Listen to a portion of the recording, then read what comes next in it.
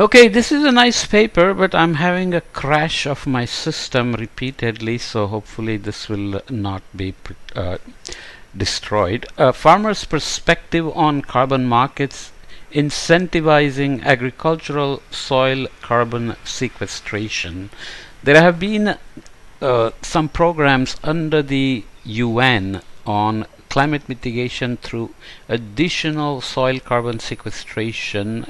People can do it typically by planting trees or by doing things like agroforestry, where you mix trees with agriculture, and that is shown to enhance soil carbon. So you have to show that you have done something that you wouldn't do normally, so you are sequestering additional carbon into the soil.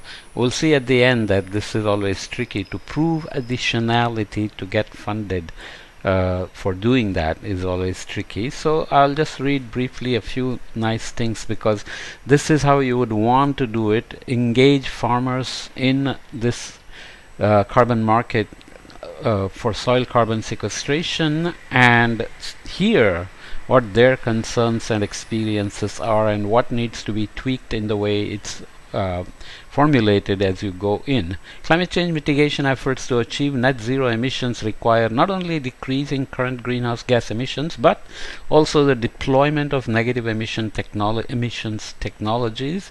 This is something still kind of imaginary, I would say. Soil organic carbon sequestration in agricultural land is one such negative emission technology. It keeps saying negative emissions technology.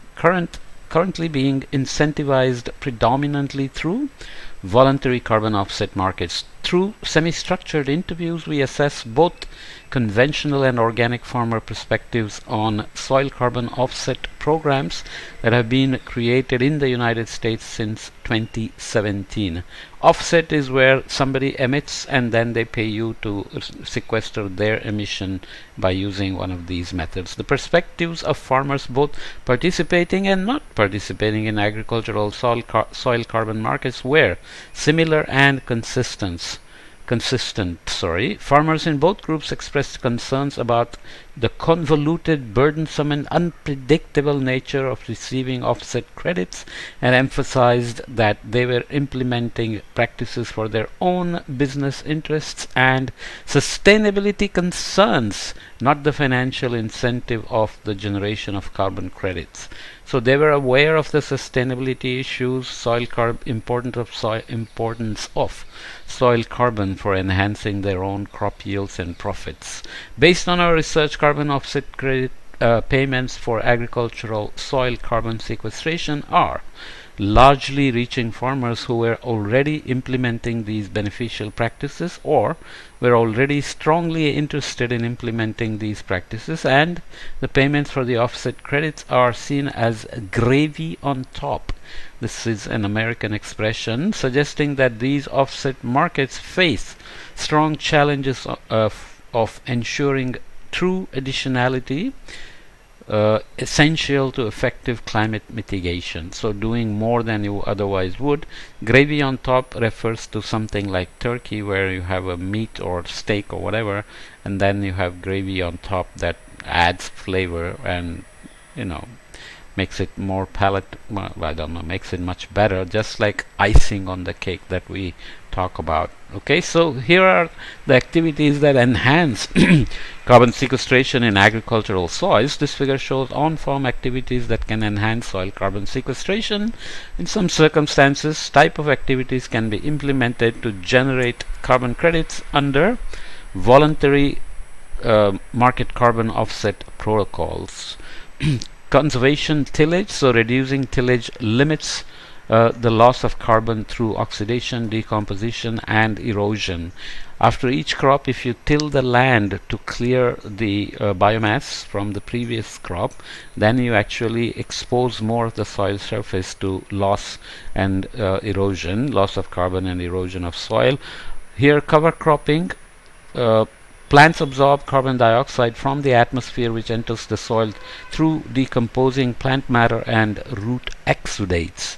So you have various types of cover crops that enhance nitrogen fixation and reduce carbon loss and sequester more carbon and so on. Compost and soil amendments, additional sources of carbon increase stocks of soil organic carbon. So compost obviously is a kind of a organic fertilizer, and soil amendments are basically actively improving soil health. So semi-structured interview guide, there are a bunch of questions. I won't read all of them. We'll look at some of the answers though. Tell me a little bit about your farm and what you do. What do you think about your farming as it relates to climate change? In what ways does climate change affect you? Overall, what do you think would make carbon credit program work better for farmers? How do you think agriculture needs to adapt to address climate change? And where do you see carbon markets for soil carbon sequestration in 5 years from now? Where would you like to see the markets in 5 years? So here is the code book. This figure depicts the 2-level code book used in analyzing qualitative semi-structured interview transcripts. So you ask all these questions, you get subjective answers, and you have to get some message out of it by synthesizing them. So this is the code book. Motivations for practice adoption. Concerns with soil carbon offsets. So here you have environmental co-benefits are the motivation. Reduced greenhouse gases, reduced impact on climate. Practice benefit bottom line. So practices benefit bottom line, so there is a profit motive anyways. Payment for offsets are not a motivation. Practices increase long-term sustainability of farms, so they are aware that there is a payoff.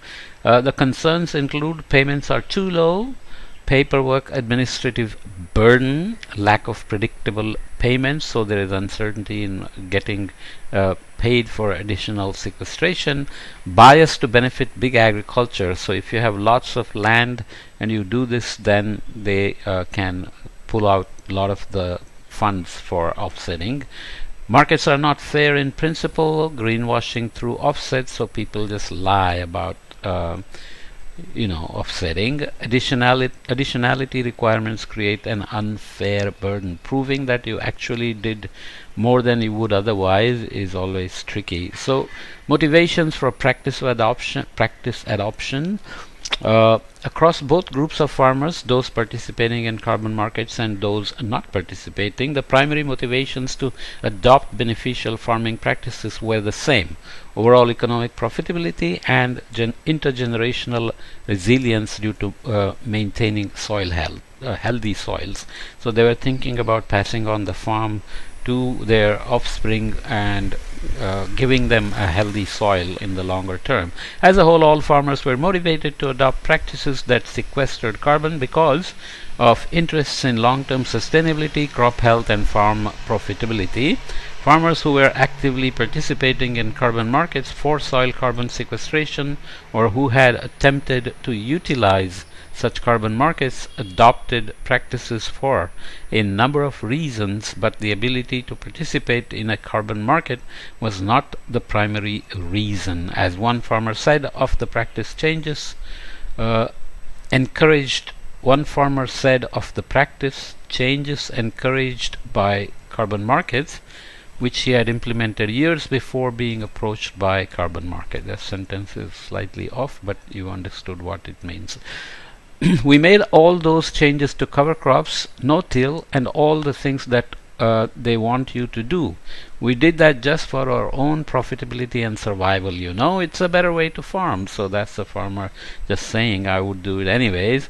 Our goal is that we are constantly looking at the future of our operations and how we can make sure that we are maintaining the soils and the land that we have so that they are in very high fertility rates, as well as we are building the organic matter on the farm. So as we start to continue to see and we have in our area our weather patterns change, that we can combat by with hopefully really fertile healthy soil. So they are seeing a local microclimate impact. Whether this is quantified or not, I'm not so sure. Why not take the money while it's there, said one. Another reiterated that carbon payments were a clear benefit to their operation. If I have gotten an installment today, that's something I can make a difference, that I can make a difference to my family and my business today. Obviously, sequestration is great for climate mitigation, but it is even better for the soil, said another farmer. Well, you are looking at the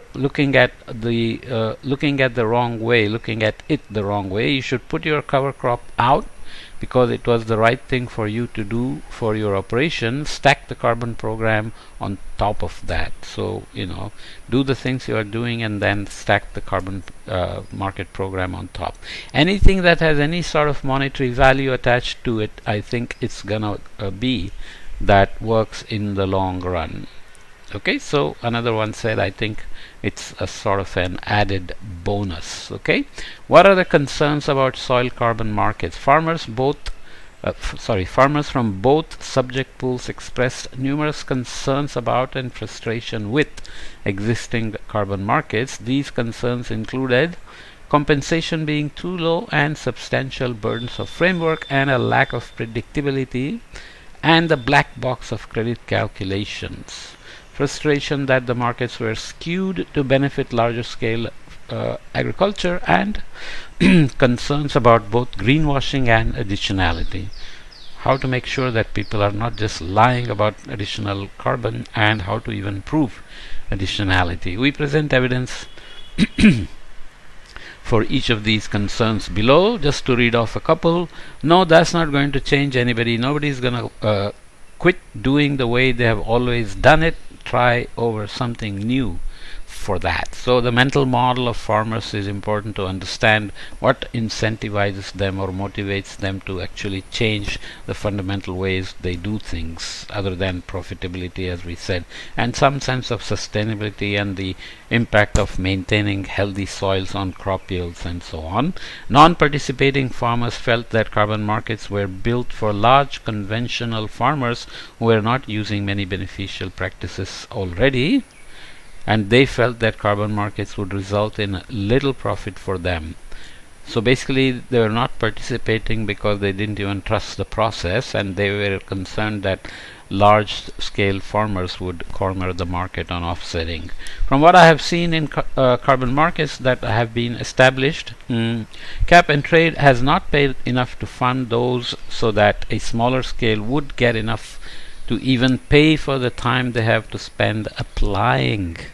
So if you make the process of application and proving additionality and so on very complicated and burdensome, and the payoff is very small, they might just say not worth my time. Okay, finally, these concerns about additionality are not unique. Recent analysis of soil carbon farming, the Australian Carbon Farming Initiative's performance, have found significant concerns for ensuring additionality under a voluntary carbon offset protocol in that system as well. Wow, this sentence is long, but let's make sure it makes sense.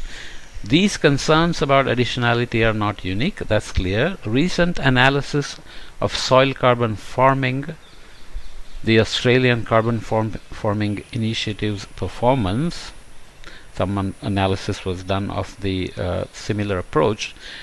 They have found significant concerns for ensuring additionality under a voluntary carbon offset protocol in that system as well. So Australians also had trouble quantifying additionality and so on. So the system didn't crash this time, but some drilling started outside my window and destroyed the last minute of the podcast. So let me start this again. We were talking about the Australians analyzing their soil carbon offset initiative, and they again found that additionality is tricky in the voluntary carbon offset protocol. Is there a better way to do it? Again, it comes down to cost benefit analysis of some sort, because if you think about carbon sequestration and you think about how much it costs. That's one factor. If the price drops enough for a ton of carbon to be sequestered, then it will become very viable economically. Right now, I think it costs somewhere around maybe few $100 per ton, and they are not scalable. And there is also the life cycle analysis needed, where you are not using up more energy to sequester carbon than the carbon you are removing, unless all the energy is renewable and it's the net zero process in some way. So keeping all that in mind, as the voluntary market for agricultural soil carbon offsets expand, as markets expand or market expands, it is increasingly important to ensure that market programs for agricultural soil carbon sequestration are effective at sequestering additional carbon and appealing enough to incentivize farmers to adopt soil carbon sequestration practices. The co-benefits have to somehow get value as well. If you sequester carbon, and that starts a virtuous cycle of soil moisture persistence, drought resilience, crop yields, nutrient retention, and so on, then the farmer's profitability goes up, as we already saw. So how do you tell farmers that this additionality constraint is going to just give you more money and help you also with all these other co-benefits? So as you saw here with the participants and non-participants, the biggest burden seems to be that proving additionality is tricky. So can you just pay them without having to prove additionality, but just use holistic methods like low tillage, no tillage, or agroforestry and so on, and do it. I don't know how often it is done here, but if you do it every year and just measure soil carbon, and if it's growing, then you just assume that there is additionality. So there must be a way to simplify the additionality burden on farmers to get them engaged more, because the overall benefit of having farmers worry about soil carbon sequestration can benefit everybody. Right? So I'm not an expert on the economics of these things, but I'm sure as we keep on pushing towards global warming targets and reducing emissions and mitigating our impacts, this will begin to expand, and the kinks will be worked out somehow, and farmers will be made participate voluntarily, or with these incentives, or with regulations and so on. So let's leave this here, and sorry for the choppy recording, but hopefully it's okay now. Okay.